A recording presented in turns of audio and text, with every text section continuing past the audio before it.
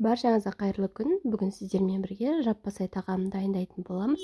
Видеоны соңына дейін көріп, каналыма тіркелмеген болсаңыз тіркеліп, лайк басып, пікір қалдырып отыруды ұмытпаңыздар. Ең алдымен қамырын дайындайтын боламыз. Ұнымызға жұмыртқамызды, тұзымызды, суымызды қосып, қамыр илейміз. Илеген қамырымыз орташа тығыздықта болуы қажет. Қамырымыз жұмсақ немесе қатты болып кетсе де болмайды. Орташа тығыздықта жақсылап қамырымызды илеп алатын боламыз. Содан соң пакетімізге салып, 15-20 минутқа демалдырып қоямыз, яғни июін қандырамыз. Құрамына қажет заттардың барлығын төменгі описание бөліміне қалдыратын боламын. Ал енді қазанымызға майымызды құйып алып, жақсылап қыздырамыз. Қызып тұрған майымызға 4 бұрыштап туралған етімізді саламыз. Етімізден су бөлінетін болады. Сол бөлінген суы тартылғанша қоратын боламыз.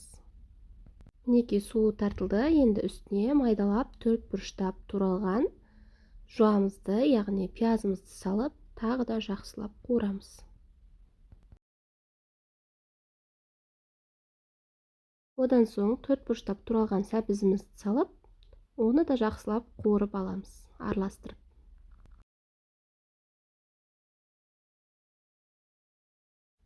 Үстінен 4 бұрыштап туралған картопымызды салып, тағы да жақсылап араластырып жіберіп, қуыратын боламыз. Одан соң томат пастасын салып, жақсылап араластырамыз. 5 минуттай қуырып алған соң үстіне су құйып, қазанымыздың бетін жауып, орташа отта қайнатамыз. Оған дейін қамырымызды дайындаймыз, яғни жаятын боламыз.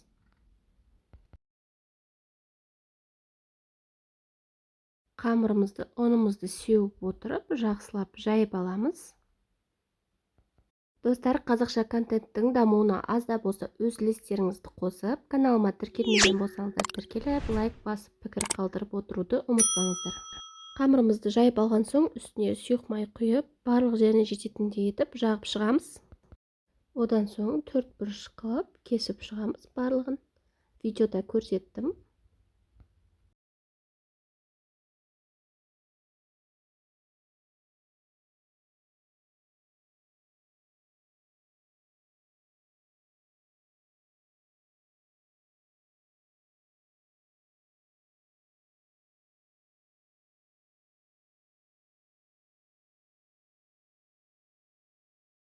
Қайнап тұрған қазанымызға жақсылап дәміне қарай тұз, бұрышымызды қосып араластырып аламыз.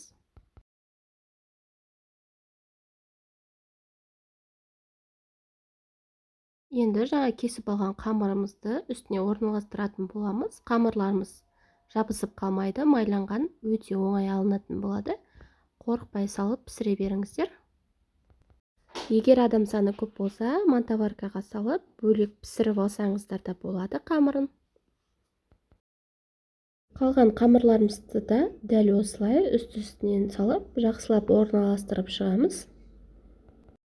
Оттың астын баяулатып, шамамен 20 минуттай пісіріп аламыз. Міндетті түрде жасап көруге кеңес беремін. Жасалу жолы да өте оңай, әрі дәмді, құрамы да қолжетімді заттардан тұрады. Менімен бірге соңына дейін болғандарыңызға рахмет. Каналыма тіркелмеген болсаңыздар тіркеліп, лайк басып, пікір қалдырып отыруды ұмытпаңыздар.